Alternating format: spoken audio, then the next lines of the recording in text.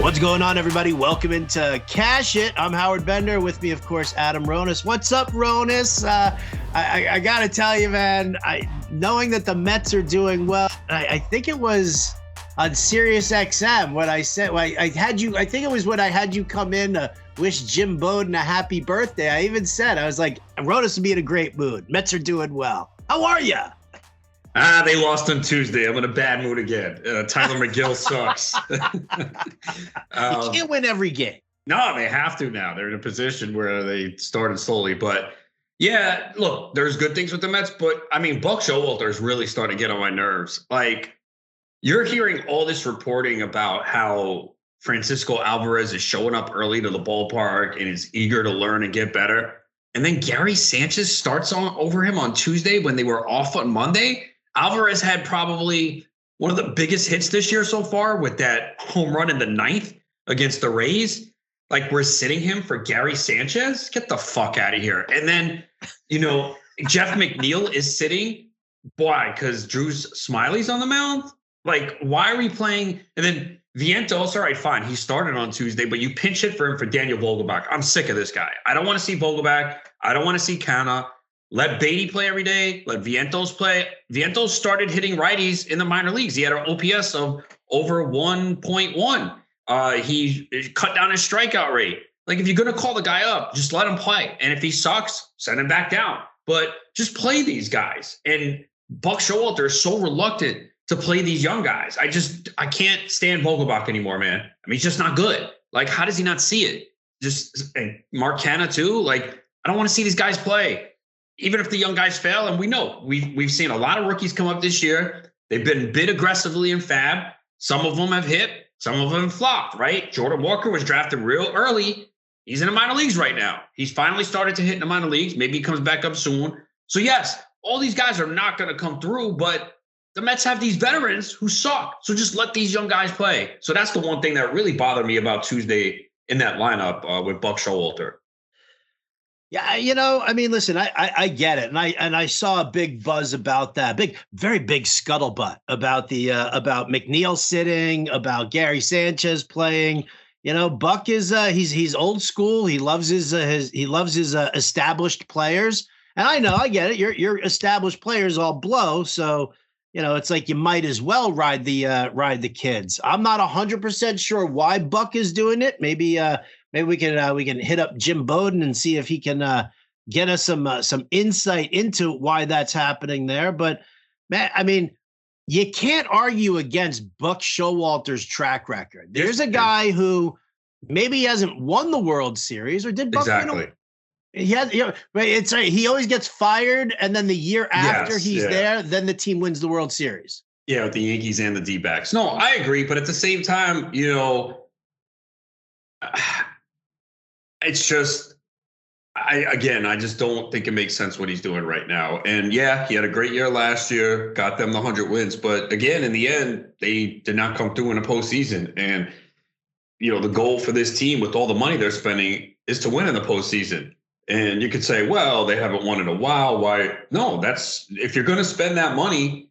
And again, baseball is kind of wide open right now. I know we both believe, well, at least before the year, and maybe you've changed your opinion, but I think we both feel the Braves are probably the best team, but they have issues right now, man, with their pitching, with Max Fried and Wright being out. They're still fine. They're 4.5 up on the Mets, and they're slumping a little bit, but it is kind of wide open when you look at it right now. I know the Rays are 20 above 500, but I don't think anyone believes that they're going to continue this pace. I don't know how the Orioles are 31-17 with their pitching staff. I mean, give them a ton of credit, but I don't see them long-term having the pitching. I know the Yankees got off to a slow start, but we knew they would be fine. I mean, come on. So they're 10 above 500. And obviously the AL Central, no one is a threat. In the AL West, I mean, you never count Houston out, even though they have issues too. Luis Garcia out for the year, Urquidy probably the All-Star break. They've been kind of banged up. They're not the same offense that they have been in the past. I mean, the Rangers have scored almost 100 more runs than them. So the Rangers offense has been great. With the Rangers, it's like, okay, well, are we buying this? I think the offense is really good. And they've done this without DeGrom so far. Nate Eovaldi has just been unbelievable. He's thrown at least 8 innings in 4 of his last 5 starts in 2 complete games. Of course, long term, the injuries with him, is that going to hold up? And then National League, I mean, the Dodgers, what an organization, man, because everyone was like, oh, this team, they're not as good. They're not going to be there. It's the Padres. Yeah, okay. Padres 4 under 500. They're struggling. Dodgers 12 above 500, just finding a way to get it done. But there's really, to me, there's like no team where you go, oh, that team, that's the team. So that's why, there's a chance here. If the Mets can put things together, and you can't be losing these games. Here's why. Look what happened last year. The Mets had such a great year, and the last couple weeks, the second half. Right? Not the second half. It was more September. You know what though? If you go back and look at the records, it was really more the Braves not losing than the Mets shitting the bed. It's easy to say that because the Mets were in first place, I think the last week of the season. But yes, they shit the bed against the Braves. Can't dispute that. But it's not like the Mets imploded and lost 20 of 30. It was the Braves didn't lose. So they left themselves a little margin for error. But, if you go back, and you could do this with every team. Oh, if they didn't blow this lead, if they didn't lose that. That's why the games are important, because I had said it. As we talked, I said, the Mets cannot afford to lose a division. If they lose the division, they're not going to go far in the postseason. You just can't put yourself in that wild card position. And you saw why. 3 games, they lost 2, season's over. So that's why it's real important to win that division. Yeah, the Phillies made the run as a wild card, but they still didn't win it all. So it's just these little decisions add up over the course of a season. And I just think you got to put your best guys out there. I mean, even Beatty, when he first came up, he wasn't playing him every day. And you're seeing now, the guy can hit. He can hit. Alvarez, yeah, he's a little aggressive at the plate, but he's had some big hits for them. Even the game against Cleveland that I was at on Friday, they were down. He was 0-2, and he got a hit to keep the game alive. So you love to see that. A young player who's very aggressive, a couple big spots, he's come through. Why is he sitting after they were off on Monday? For Gary Sanchez, who they brought up to the team because they didn't want to let him go. They were forced. I don't think he would have been here if they didn't have that decision.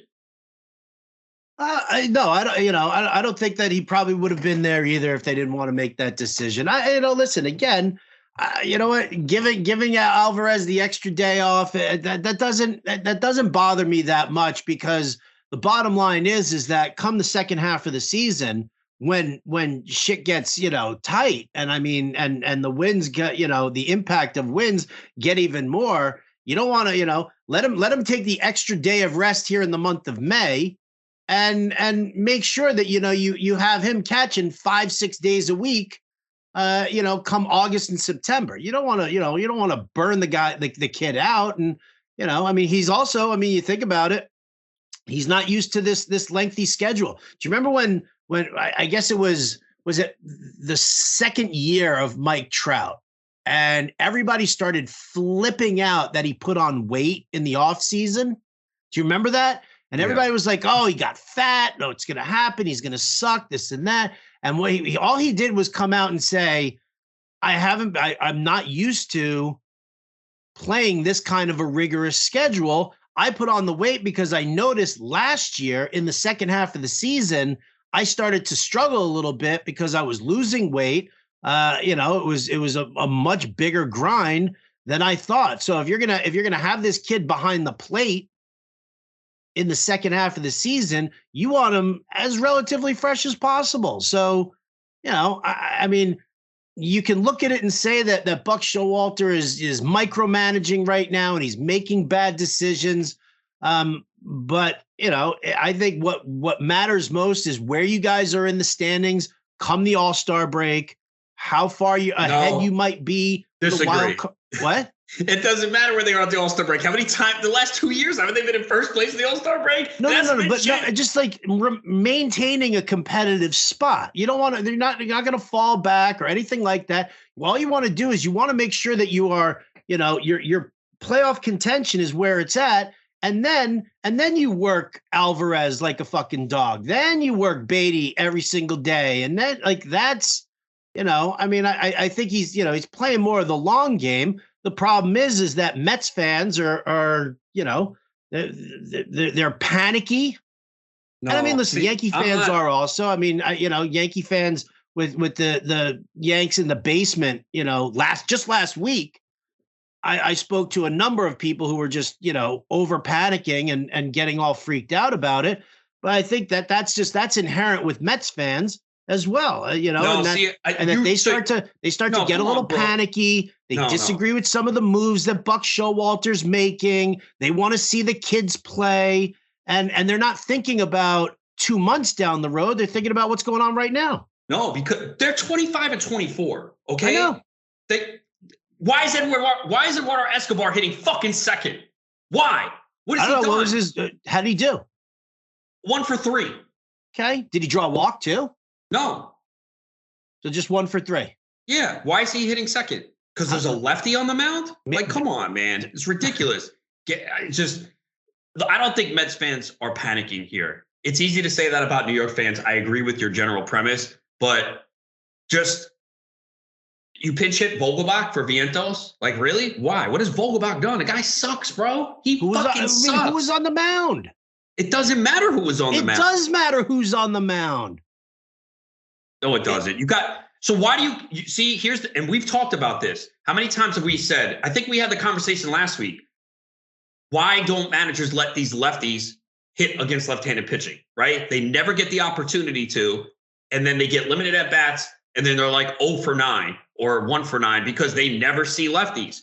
If you're going to call Vientos up, isn't Vogelbach a lefty too? Vientos is a righty, Vogelbach's a lefty. Okay. So if you're going to call Vientos up and you're going to start him, can you just let him finish the game? Why can't he be in there against a right-handed pitcher? He, like I said, at the minor leagues, he cut down his strikeout rate. He was about 20%. That was one of his flaws in the minors. And they were a little concerned about him hitting righties. He had an OPS over 1. I know it's the minor leagues, but he did what you wanted to see. Let him finish the game. For Vogelbach, it's not like Vogelbach's good.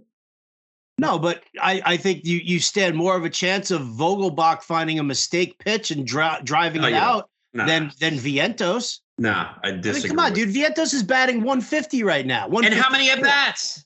I get that. He just came up. I know. But you don't have to bombard the kid right off the bat. Like, I mean, again, you were down 6-2 at that point when they made the switch. Again, exactly. So it wasn't a pressure spot. Let the kid hit. See what he can do. Nah, dude. You gotta see what they can do. You're fucking with his confidence, man. It's the same thing with Jordan Walker, right? You were upset when they sent him down. And remember, he got off to a slow start. Now he's hitting. But he didn't get off to a slow start. He wasn't great. He wasn't great, but he was hitting better than any other outfielder that the Cardinals had at that time. He was hitting better than Tyler O'Neill. He was hitting better than an injured Lars Nootbaar. He was hitting better than I don't even know who the other fuck was that was sitting in the outfield over there. But Walker's numbers were significantly better. He got off to a hot start. He cooled for a little bit. And then all of a sudden he was like, I don't know, he was like 4 or 5 for 10, in his last 10 at-bats. And then they sent him down. Like, that was the problem. That's Ollie Marmol just being an asshole and not knowing, how to manage his team because he's got too many fucking outfielders there. That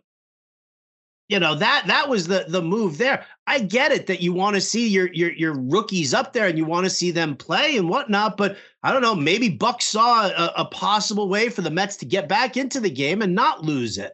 I mean, sure, Vogelbach only went 0 for 2 and didn't do anything, but yeah, and I don't know, man. I think you're again, I feel like you're overreacting to Buck's moves in a very short time span here. Nah, he's been doing it all year, man. He's been doing it all year. And you guys are above 500. By 1 game. And what are the expectations for this team? You're telling me that this is a good start for the Mets when they went 4-9 against the Tigers, Nationals, Rockies?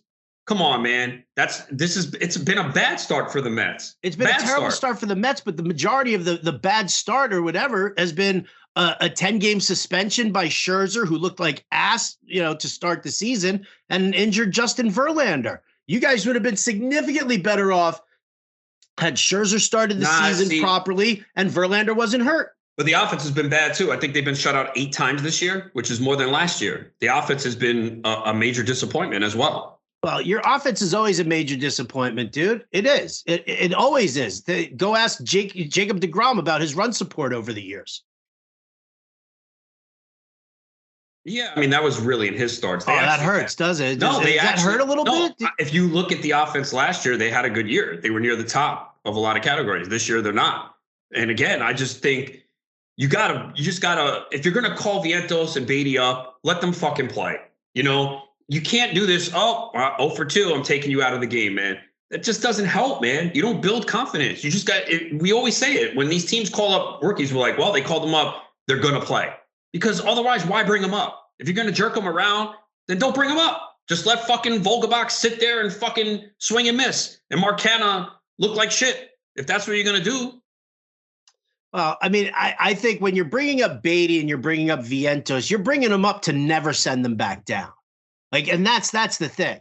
I don't see Vientos or Beatty getting sent back down. I didn't think Beatty won't. Beatty won't. I could see Vientos getting sent down if he doesn't turn it around a little bit. But they do like his defense, though, don't they? No, he's been the DH mostly. Oh, has he been DHing the whole time? I saw him DH. I think he played third one game, I believe, because they've talked about using Beatty in the outfield to probably keep Vientos maybe playing third. I mean, and I guess. I don't know if Beatty's played outfield before. I mean, again, that's kind of tricky in the middle of the season. Ask him to do that to keep his bat in there. But, that's another thing is that you don't want. And one of the things that I hate is when managers move kids around, move them to a different position, because then all of a sudden they're not thinking about their hitting. They're thinking about their defense. And that's an issue. That's definitely an issue. Yeah, but I mean, look, at least the Mets did start to turn it around. That was a nice 5-game winning streak. They had some good come from behind wins, which they really needed. And we know that can propel a team. And then I'm sure you saw, but here on Wednesday, as we're recording, the game total in the Mets Cubs is 6.5. Did you see that? Today's? Yeah, because I guess the wind is blowing in. Oh, okay. But 6.5. I don't remember. I mean, that is insane. There's no way you could take the under on that. I don't care how much the wind is blowing in. Yeah, that's I definitely did not see that. Really, 6.5. Is it still at 6.5? Yeah, I could check real quickly. Where is it right now? I see it at 7. Oh, is it at 7? On which not only is it at 7, but the over 7 is plus money. Yeah, that's insane. I mean, I know Stroman's been really good, and obviously he wants to show the Mets, hey, you guys fucked up. You should have kept me. And Senga, obviously, coming off a really good start. His walks are still an issue. I wonder what his walk prop is. I look at walk props. I had Strider over 1.5 walks on Tuesday, and he walked 3. I've talked about this with my boy Brian Ambos, because I was not as high on Strider as everyone else. Now, with that said, I did take him in labor. It was an auction. I went to 25. No one went higher. I said, okay, 25 for Strider and a 12 mixed. Okay, cool. And I took him in the FSGA because he fell to end of round 2. My issue with Strider is he's only gone past the 6th inning 3 times in his career. And I know his career started last year. The strikeouts are great, but he throws so many pitches that he goes 5-6 innings. And is that what you want from your number one pitcher? And I looked at Garrett Cole last night, and Garrett Cole's gone to the 8th inning once this year. So I know maybe that's the norm in baseball now, but that kind of bothers me about Strider. He's walked, I think, at least 2 batters in every start except 3. And I saw last night the Dodgers had the second best walk percentage against righties. And Strider still had a good start, but he didn't win. And that's the problem is if Strider's going to go 5-6 innings, that's going to reduce his ability to win. Now, again, pitching is kind of down, and a lot of the top guys have sucked, Corbin Burns. So I'm not saying, Strider stinks. I'm just saying that was one of my concerns about Strider. Plus, he had the injury at the end of last year. I mean, I guess you can make the case he's the best pitcher in baseball right now, or one of them. But I do think that hurts him a little bit with his ability to not go deep into games. Yeah, I was on the DFS playbook over at Fantasy Alarm on Tuesday, and I was like, I said, I don't mind Strider, but I do think that there comes some risk here. And I cited the fact that the Dodgers plate discipline has been strong, not just, against right-handers, the entire season, but, over the last like 7 days, I was like, their walk rates jumped up. They hit, they're a strong hitting team. And while I do like, Spencer Strider, I think that, there's a lot of risk with using him in DFS. Now, I mean, he struck out 11, right? Which that I didn't fucking see coming in 6 innings. But, I said that, I said there was risk with him. There was risk with Garrett Cole. I wasn't, I wasn't in on it. By the way, there is no walks prop posted for Kodai Senga right now. I'm looking on DraftKings.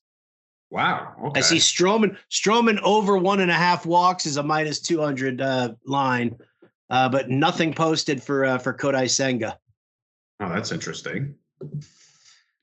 Again, and Strider's been phenomenal. I mean, he has a 2.97 ERA. He struck out at least 8 in every start, except one, and the one he didn't, he had 7. He has double-digit strikeouts in 3 of his last 4, but he has 1 start this year where he's gone past the 7th inning, and 2 where he's gone past the 6th. Are you betting strikeout props now? Yeah. It looks like I got burned today on Joe Ryan. Dude, Joe Ryan and Zach Gallen, the 2 of them are combining for 4 strikeouts on the day. Dude, I mean, Joe Ryan's prop was 6.5. The Giants are like, they strike out a ton.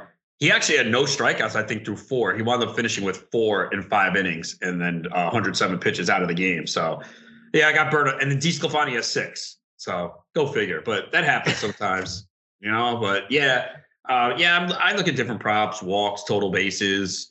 So yeah, I'm starting to get into more baseball betting as the NBA winds down.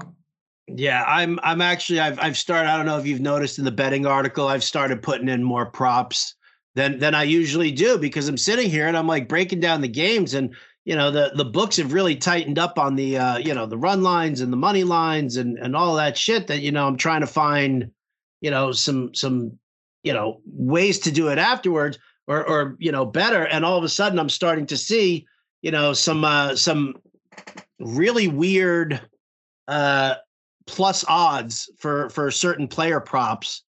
And I'm mostly looking at hitter props as opposed to the strikeout props. I mean, if something's like really glaring, then I'll look to that. But things like I'm looking at like Jorge Soler over whatever, like a 7 or an 8 game span was batting over 400, and you look at his weighted on base average is tight, and his whatever, and it was looking great. And I'm like, wow, I'm looking at this. It's like 1.5 total bases was like plus 108 or something like that, which boggled my mind because his home run prop was only at plus 225.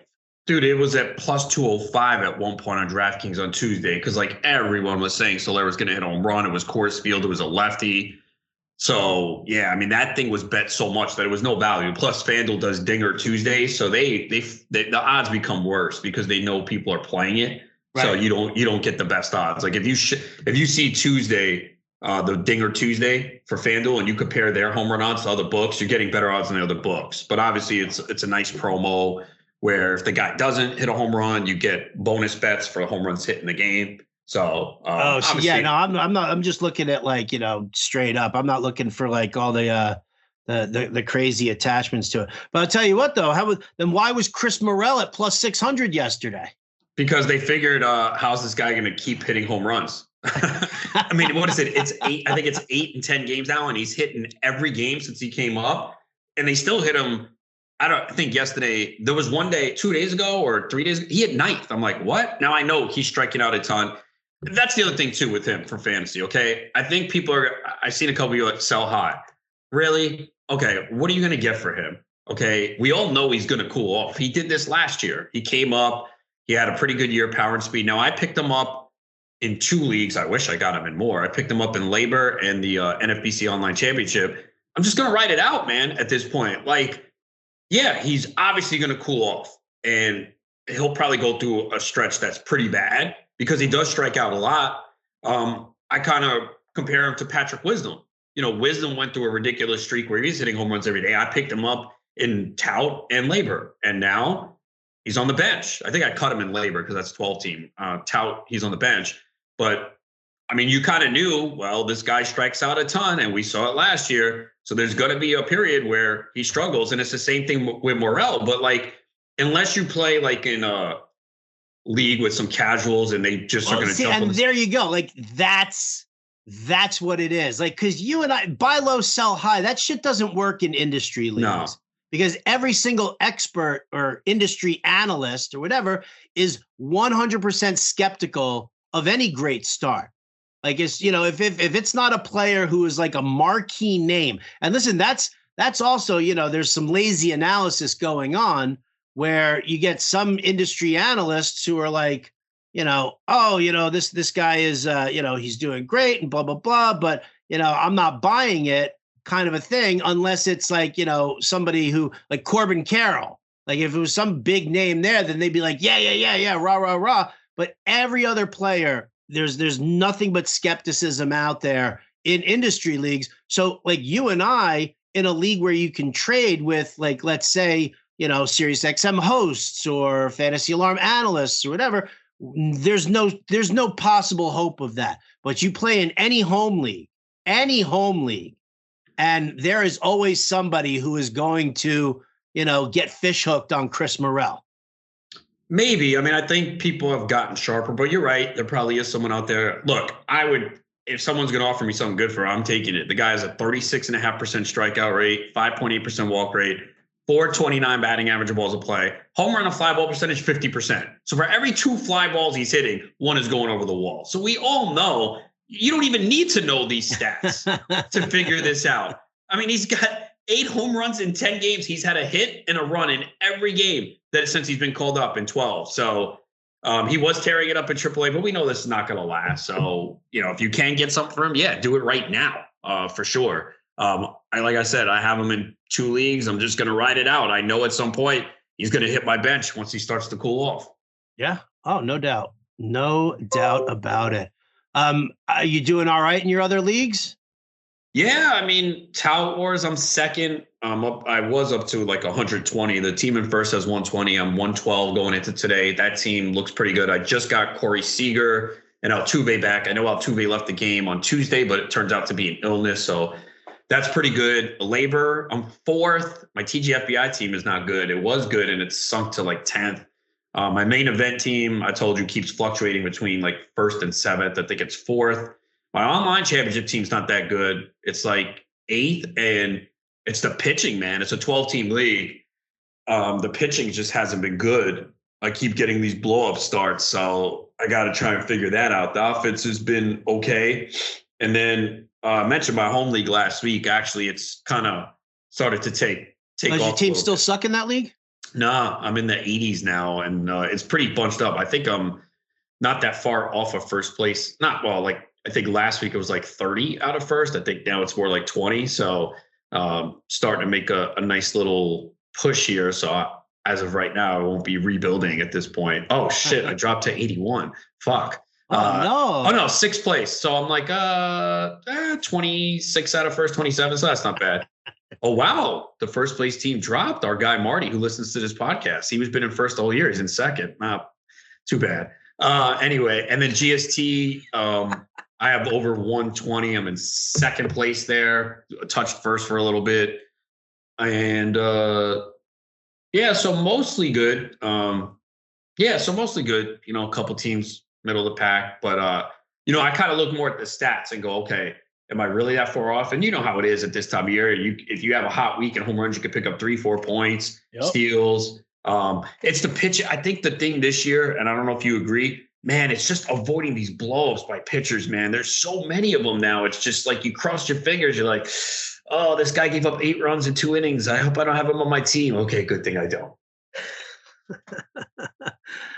Yeah, I mean, listen, it's inevitable for, if you're playing in a competitive league and you've got a rotation of 9 pitchers, you're going to get tagged every so often. It's just, yes, you want to try and avoid it, but I mean, what are you going to do? Like, it's kind of funny. I was like, I think this was, Great Fantasy Baseball Invitational.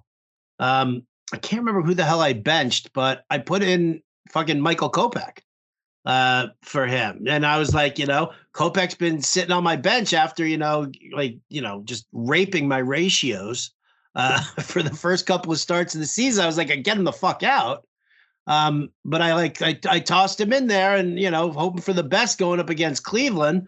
And, it's so tough to navigate at times. I mean, I lucked out. I made the right choice here, but still, nevertheless. Yeah, it's interesting you bring him up because he was available in my labor league this week, and I didn't get him. I guess there were a few pitchers I liked, and with labor, it's $100 fab, no $0 bid. So you got to be really diligent. You can't go spend $4 or $5 in everybody that comes up. We still have 4 months to go.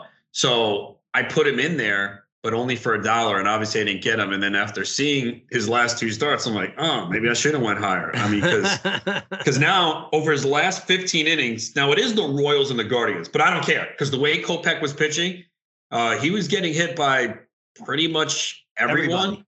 It's really the walks that have been the major issue with him, but he wasn't even getting a ton of strikeouts. But now his last 15 innings, no runs, 3 hits, 1 walk, 19 strikeouts. So I don't know, because last year I had him on many leagues. This year I stayed away.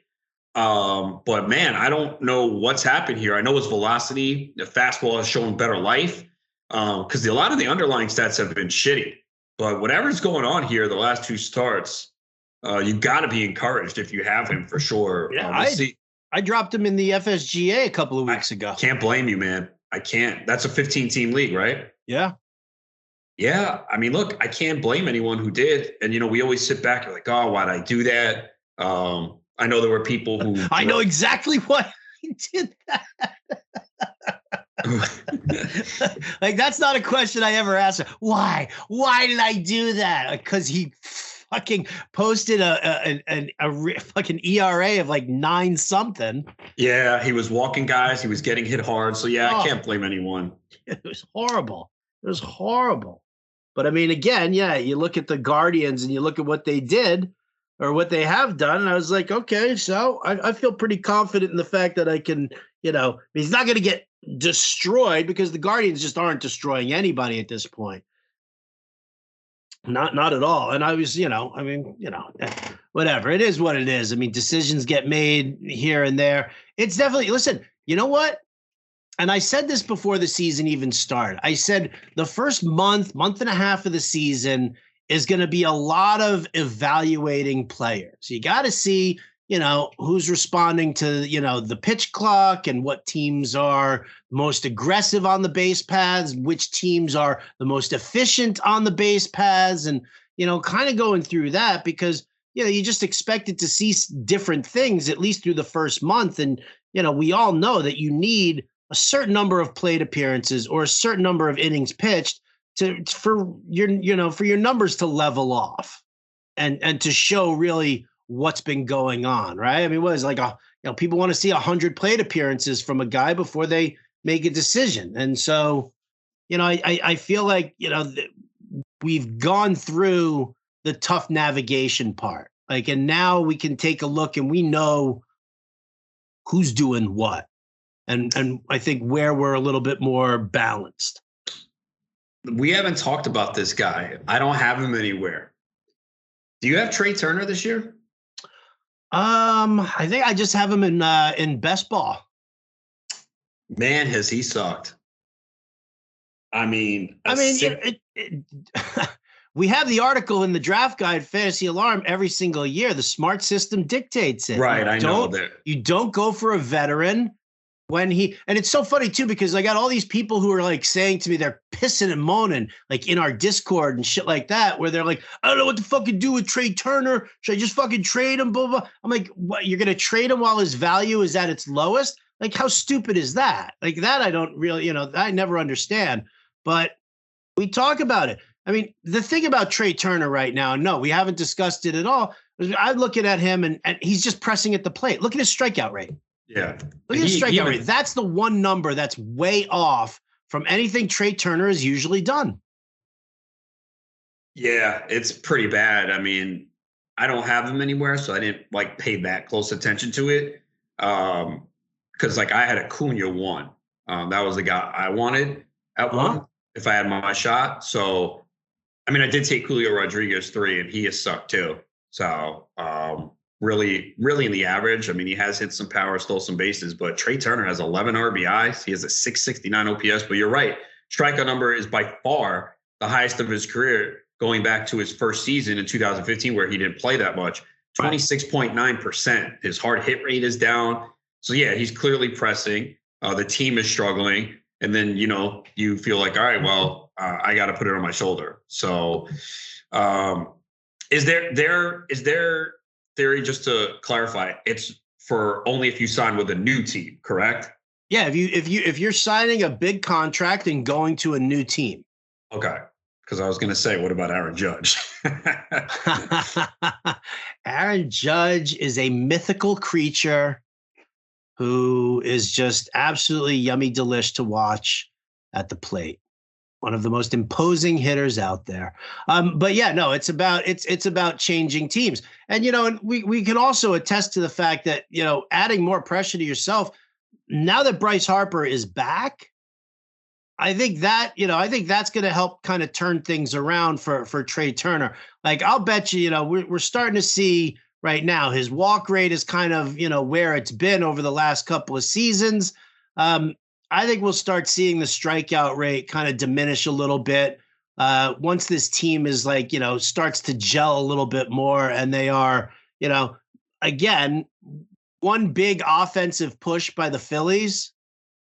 I think for a good, a week and a half, let's say they go 8-2 with like strong offensive numbers, in a 10-game stretch, then I kind of feel like that'll help alleviate some things for Trey Turner. But, I mean, you look at the rest of his numbers, peripherals and stuff, it doesn't, he's not swinging wildly outside the zone. He's missing the ball. So maybe if you said it's going to be difficult to trade for him, and I agree, but if that team is near the bottom of the standings, maybe you try and send something for Turner. Because like you said. I'll trade for him 100%. Right. No, but right now, especially if that team is near the bottom, like if they're in the bottom 3, you start to have that mentality as we approach Memorial Day. They're going to be like, fuck, man, my team's just not doing it. I got to make a change. I got to make a move, and that's the mentality sometimes of those teams near the bottom. And maybe you can get them to give you Turner, not for nothing. You'll probably have to give up something, but you might be able to pry him away from a team that's struggling. Oh, I think that's an easy call. I think with give him a strong middle infielder and Christopher Morel. Chris Morel and Michael Kopech for Trey Turner. Put the offer out there right now. How do you say no to that, Trey Turner guy? Come on. That's probably the fucking offer Steve Phillips made for me. Probably, yeah.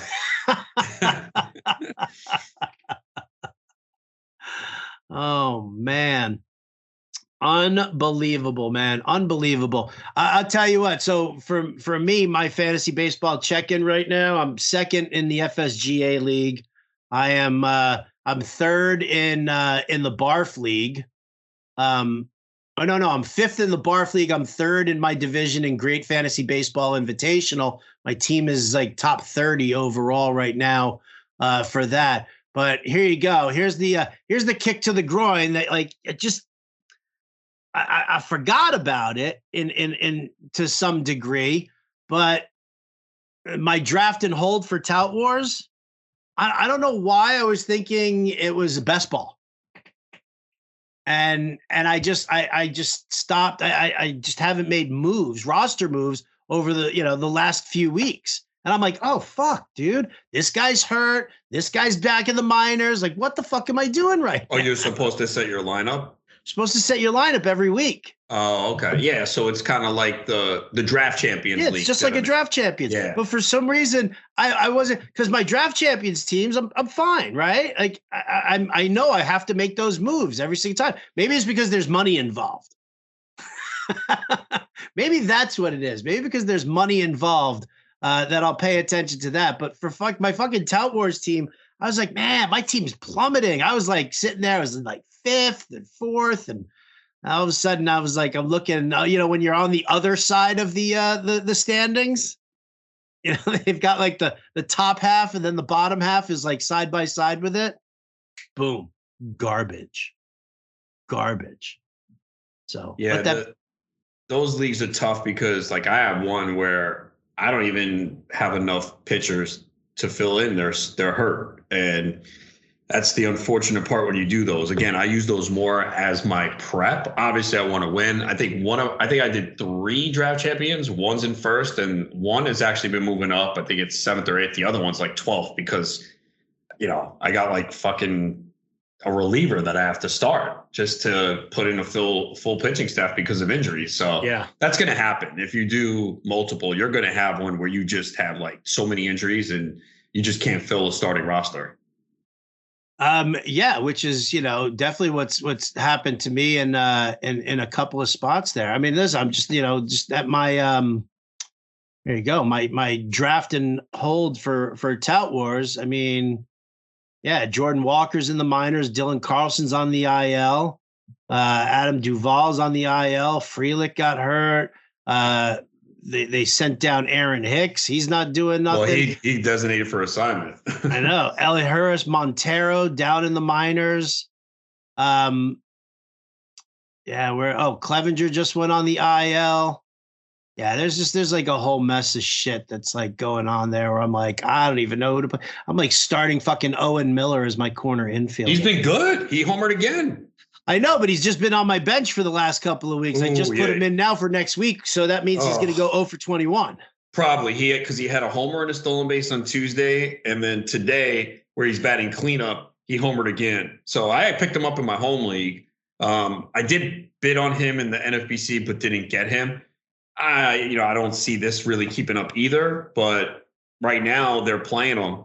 They're finding a way to get him in there. They've been playing him at third and put Brian Anderson in the outfield, taking away playing time from Tyrone Taylor, who sucks anyway. I had him in a couple leagues. I'm like, I can't do this shit anymore. Guy sucks.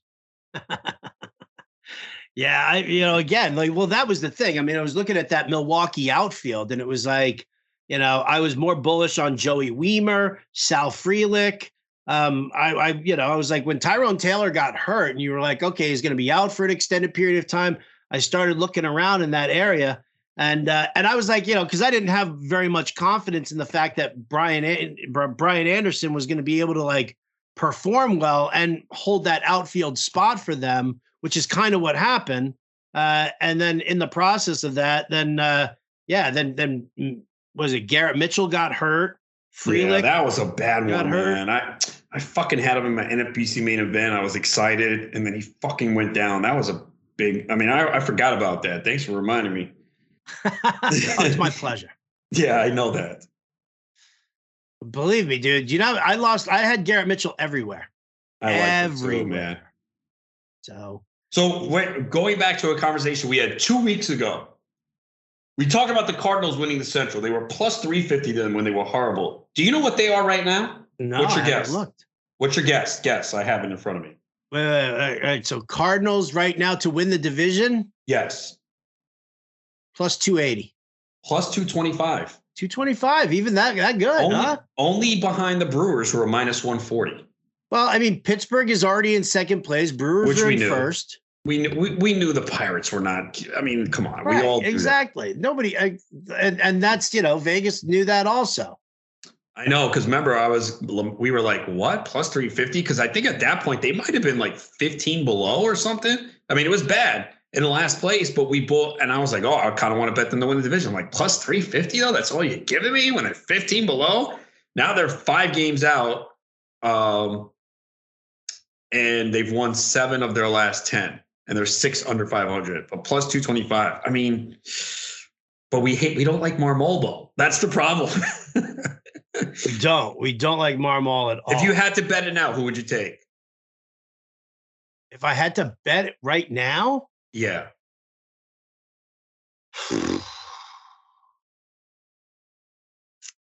I mean, I guess I would have to look at the Brewer. What are the Brewers at now? Minus 140. Yeah, see, it'd be a no bet for me. I mean, I'd sprinkle a little something maybe on the plus 225 for the Cardinals, but I mean, I didn't want to bet it at plus 350, so I don't really see the need to look into betting it now.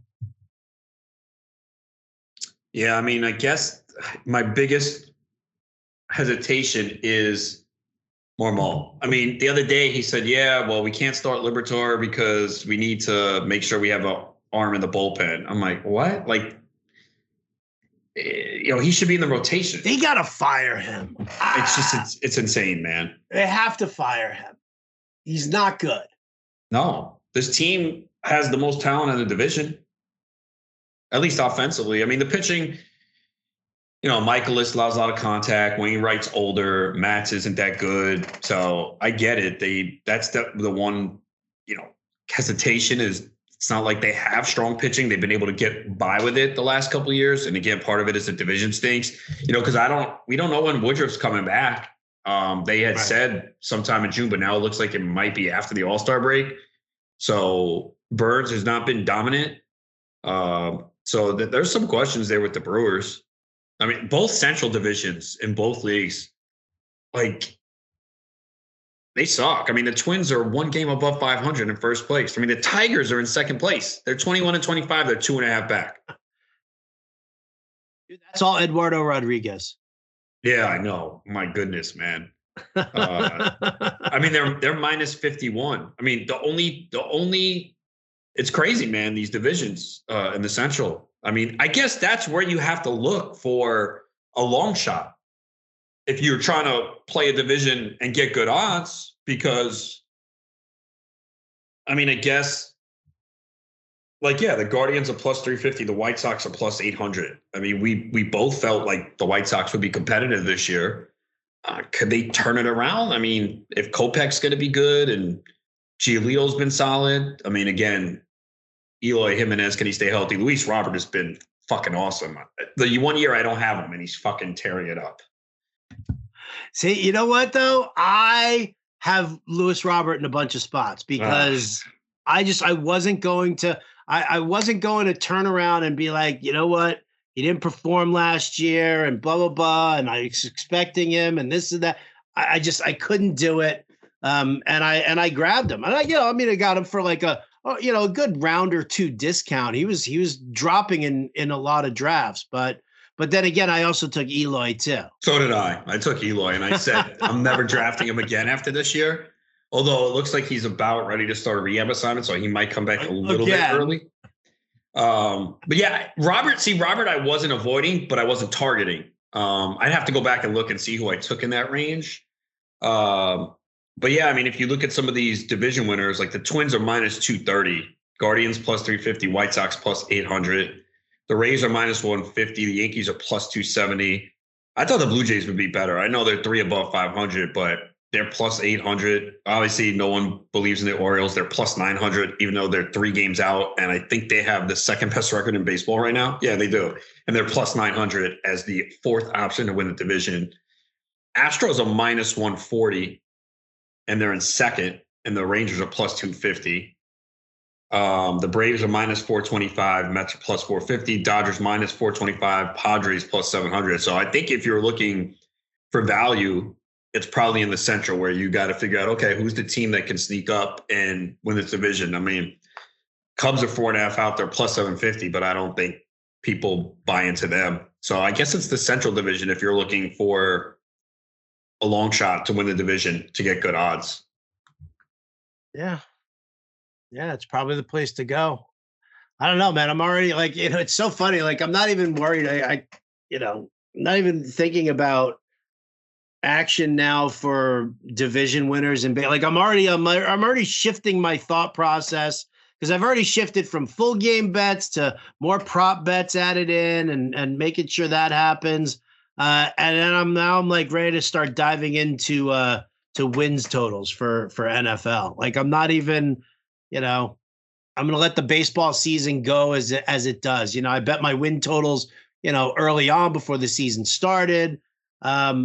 made my picks for division winners before then. Now it's just like, you know what? I'm just going to let it go. I'll let it ride. Because I know that come like the second half of the season, once, we start moving into more football, then everything's going to fall off. And I'm not going to sit and look to like, hedge or anything like that this early on in the season. How about our guy, Shane McClanahan, to win Cy Young? He's second now behind Cole. Cole's plus 350, McClanahan's plus 400. He's so fucking good. He's so fucking good. I mean, he's on the bump tonight. I love the fact that he's on the bump tonight, the day after the Rays lose 20-1. Oh my goodness, yeah. Basically, Rayleigh and Bethancourt giving up like 11 runs in the ninth inning. Two position. But you know what? players. I mean, I was like, you know what? If you're gonna give up on the game or whatever, let the position players save the bullpen, because the Rays bullpen is getting it gets a little worked over because they like using the opener. And then when you use an opener, if you look at the stats, like let's say you look at, innings pitched for the bullpen. I always look at innings pitched for a bullpen, for like DFS purposes. I want to see, who could like screw me over and cost me the win. And you look at the Rays and it's like the Rays always have, probably one of the highest inning counts for a week's worth. And I'm like, that's because Josh Fleming is throwing 3 or 4 innings, right. They're going with like the opener and stuff like that. So you're not getting a fully accurate reading. But I was like, yeah, rather than just tax this fucking bullpen more, give up. The game's not happening for you here. There's no way. So I was okay with that, except for the fact that I didn't have any J's on my in my DFS lineup. Yeah, Vlad had 6 RBIs. They went off. I mean, look, they've I don't want to say they struggled, I guess, because they play in the AL East, but they're 26-23. I think you expect them more. And I did notice, too, their record against the AL East is bad. They're like 5 or 6 games under 500 against the AL East, so that's not a great sign. They're 1-11 against the AL East. Are you 1-11? Or 2 and now it's 2-11. No, is it that bad? I thought they played more games than that. Hold on. Are you sure? Yeah. We were talking about it on the show yesterday. Yep. They've only played 12 games. Are you sure? Or maybe it was in their last 12 games, but yeah, they were in their last 12. Yeah, they played more than 12, I believe. Let's see. Real quick. 3, 4, 5, 6, 7, 8, 9, 10, 11, 12, 13, 14, 15, 16, 17, 18, 19 they've played. Okay. Against the AL East. And what's their record in that? Yeah. Wow, they got swept by Boston. 2, 3, 4, 5, 6. They have 6 wins against the AL East. Yeah. So they're 6-13 against the AL East. Yeah, and so basically they're beating up everyone outside the AL East and struggling in the AL East. And they've lost a lot of close games, but still. How about this? NL MVP. Acuna's plus 110. Next is Alonso at plus 1,300. Like, this is Acuna's plus award. Plus 1,300? Yeah.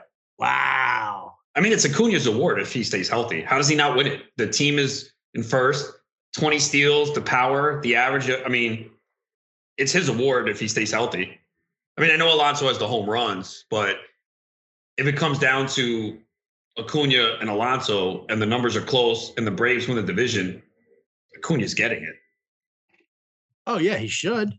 And then in the AL MVP, Ohtani's minus 135, Judge is plus 800. Judges here. Plus. Okay. You know what? This is interesting. So this kind of goes, I don't know if it does, but I'm trying to draw a comparison here between Jokic. So Jokic won 2 straight MVPs and, is he good enough to win the third? Embiid won it. It was close. I know everyone's saying now, Jokic should have won it. Well, it's a regular season award. Yes, Jokic is the better player and he showed in the playoffs. Do you feel like they want to give it to Ohtani? Because he did deserve it last year, but Judge was that good. Like, could that be a factor here? Plus Ohtani pitching. I mean, Judge is having another MVP season. I mean, he's tearing it up in May. Plus 800? Or do you think that people kind of want to see Ohtani get it because he does deserve it with his ability to dominate on the mound and at the plate? Yeah, I think that's kind of where it is. And I think, when you look at the fact of what Judge was doing last year, just on a record-breaking pace for home runs, I mean, that's, obviously the way it goes. But yeah, when you look at overall player and who is seriously like the most valuable player, Ohtani blows that away. He really does. I mean, there's a reason you picked Ohtani to win the AL MVP this year. So did I. Did I? Yes, you did. I'm looking at your bold predictions right now. I did pick Acuna, right? Here you go. So AL MVP, we were both on Ohtani. NL MVP, we were both on Acuna. AL Cy Young, we were both on McClanahan. Yeah, my NL Cy Young was a bad pick right now, Nola. You went Nola. I went Julio Urias, dude. I was trying to be. I mean, I didn't want to go Corbin Burns, obviously. Yeah, me neither, dude. I was like, Urias. I was like, oh, we're taking the gloves off finally. We're gonna run him. And he had like 3 great starts to open the season, and he's been dog shit since. Do you know who's favored right now for the NL Cy Young? Without looking. How is it not Strider? Gallen at plus 200, Strider plus 225, Kershaw plus 1100, Mitch Keller plus 1200. Mitch Keller, dude, the sweeper pitch, dude, that's crazy, right? Oh, he has been phenomenal, man. Yeah. You want to hear the rest of your bold predictions? No, I know NL rookie. I went Miguel Vargas because I wanted to go. Everyone was going to go Walker or Carroll, so I wanted to be different. And I do like Vargas, but it's been bad. We both went Volpe for AL. I went Walker. You went Vargas for NL. 20 wins for the first time. You went Nola. I went Framber Valdez. Yeah, I don't think those are bad picks. No, I mean Nola kind of does this. The one thing about Nola I like is he stays healthy. He gives you innings, but it's been, and I don't even think I have him in any league. He's got 4 wins. I mean, he's clearly not in the Cy Young conversation with an ERA of 4.31, but I think Valdez has been phenomenal. Yeah, he had a great outing. I don't know if I think he got the win, but yeah, let's, I don't even know how many wins he has on the season. 4. That's what's tough though about wins, bro. Like, I mean, there's going to be maybe one guy that gets 20 wins this year, maybe 2. That's the problem with it. I mean, these guys don't go deep. They go. We just talked about it earlier. They go 6 innings. 6 innings nowadays. So 20 wins is really difficult. So you might not get any. You might get 1. I don't even know who I don't even pay attention to wins anymore. I don't even know who has the most wins in baseball. I don't either. Because again, it's it's such an arbitrary category that you're like, I mean, how do you, because I mean, again, greatest bullpen in the world and you're shit in the bed. Shane McClanahan actually leads the league in wins with 7. All right, that's good for us, a young pick. Followed with 6 by Gallen, Eovaldi, Joe Ryan, Justin Steele, and Clayton Kershaw. Ryan is probably getting 1 today. That game's not over, but it's 7-1 in the 8th. They're up. And Gallen could get 1 today too. The D-backs are 5-3 in the 7th. He left with the lead. But so could Shane McClanahan. I hope so. I have him in my main event and my home league. Did Christian Walker do anything? No. Still 0 for 3 to walk. Son of a bitch. 200 Ks for the first time. You and I both had Shane McClanahan. 30 saves for the first time. You want to talk about a shit-sucking category. You got Ryan Helsley. I've got Devin Williams, and we can both, take it to the bank and suck it. 30 dingers for the first time. You got Julio Rodriguez. I went Nate Lowe. Okay. Nate Lowe. Wow. Look at me.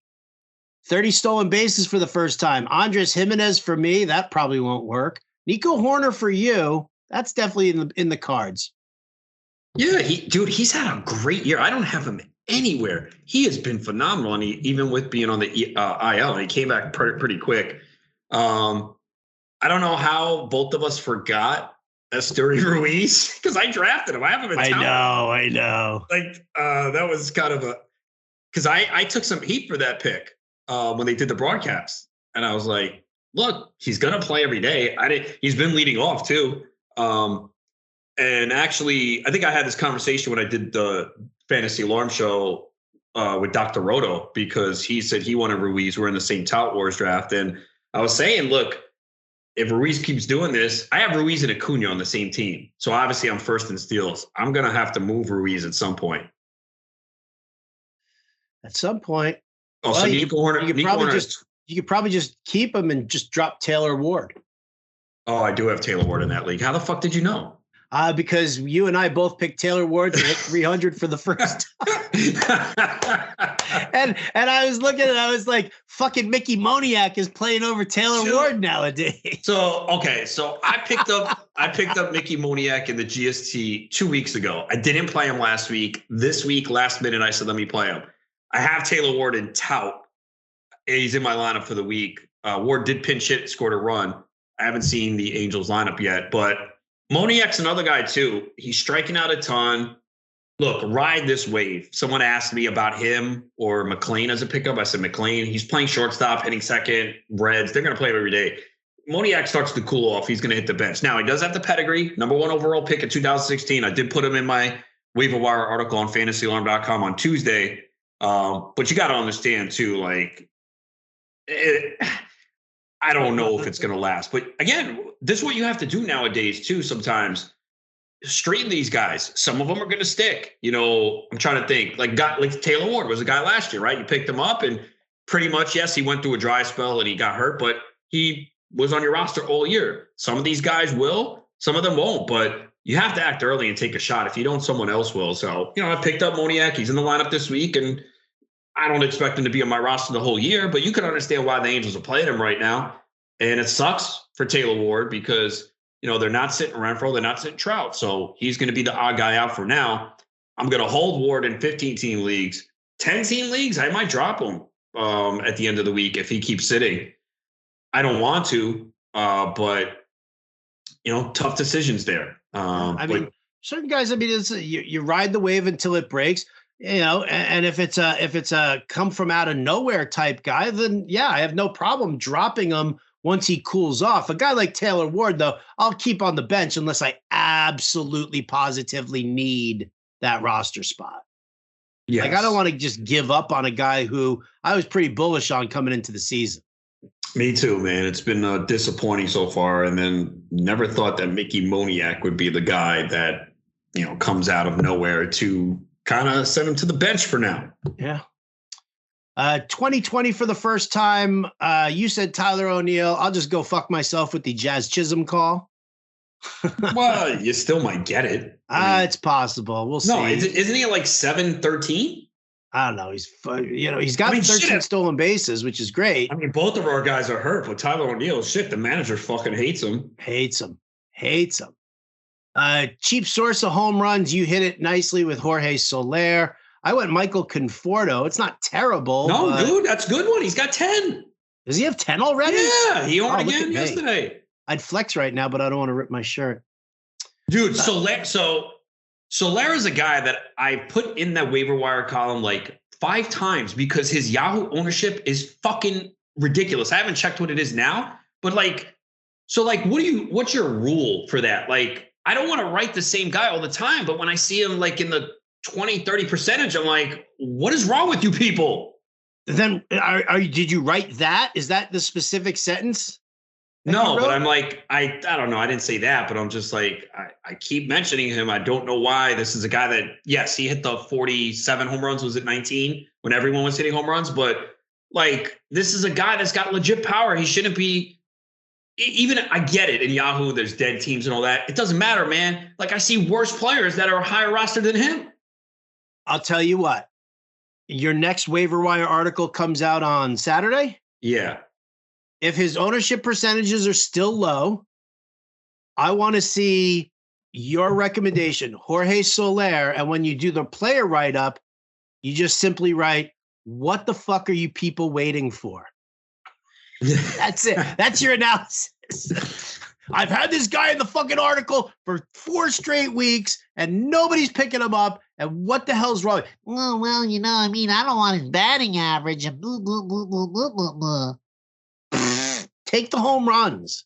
Take them. I'm so thirsty for home runs in 2 leagues that it's killing me.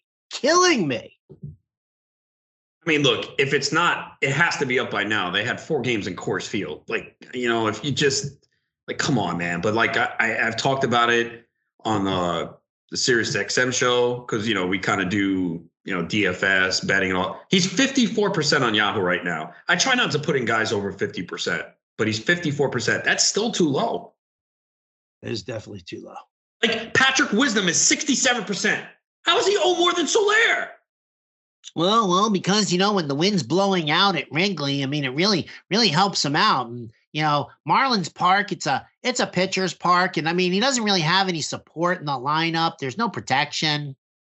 Ridiculous, man. I just don't get it. I really don't.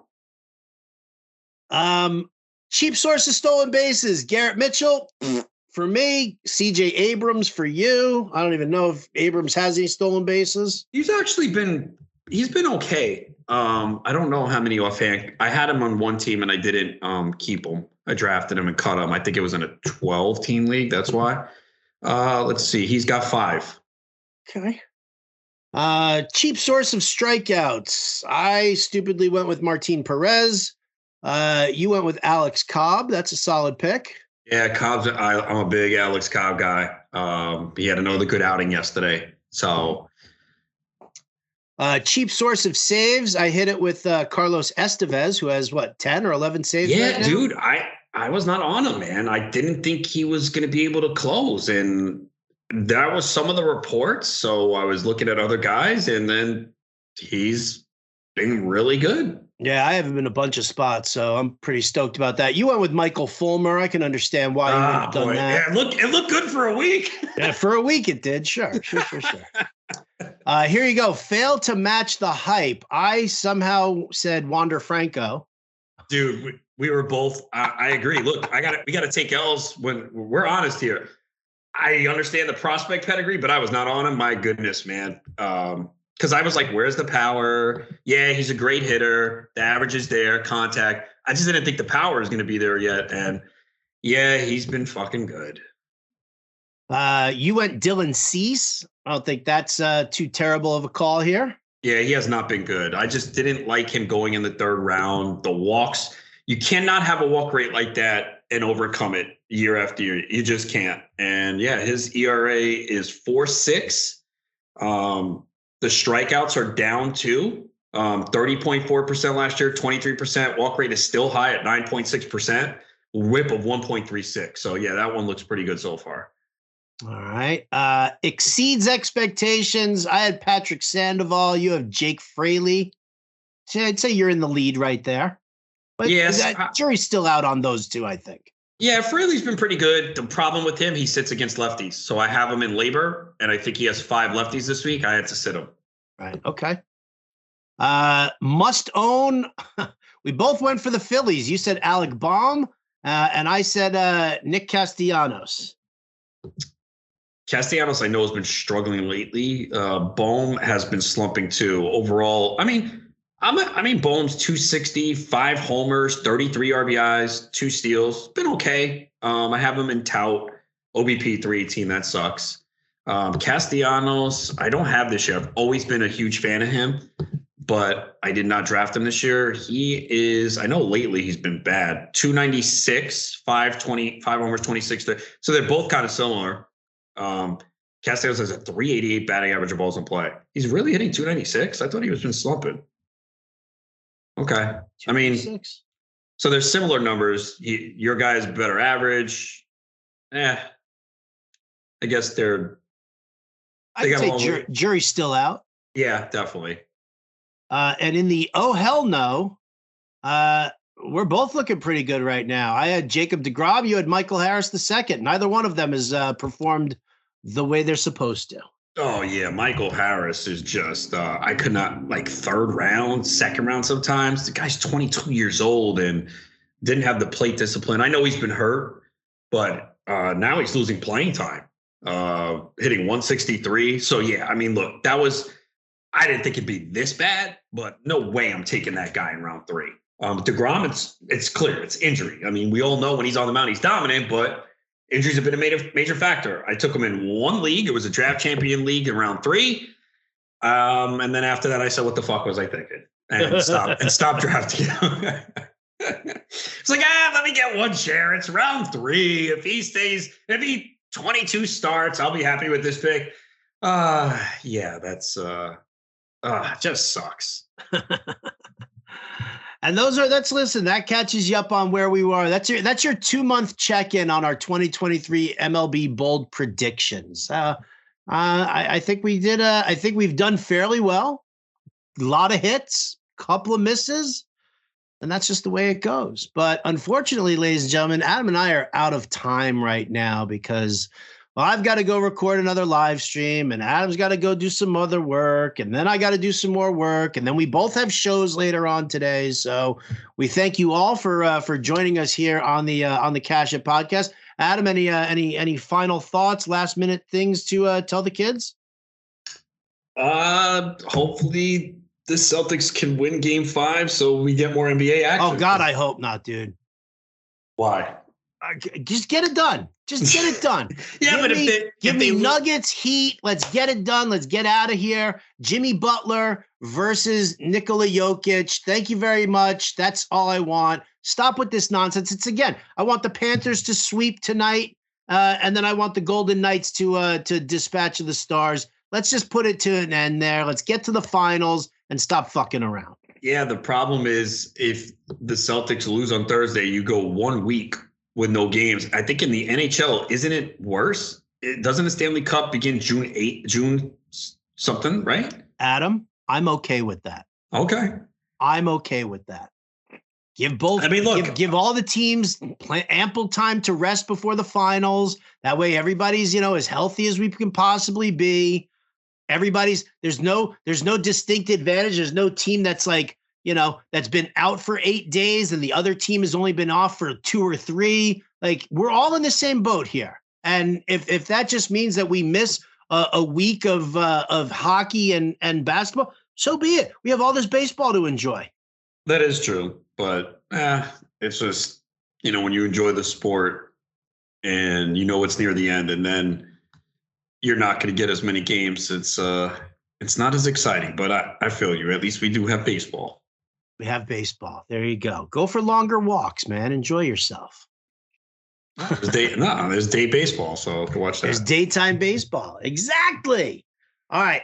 But yes, we got to get going here, but we thank you all. And as always, he's at Adam Ronis on Twitter. I'm at RotoBuzzGuy on Twitter.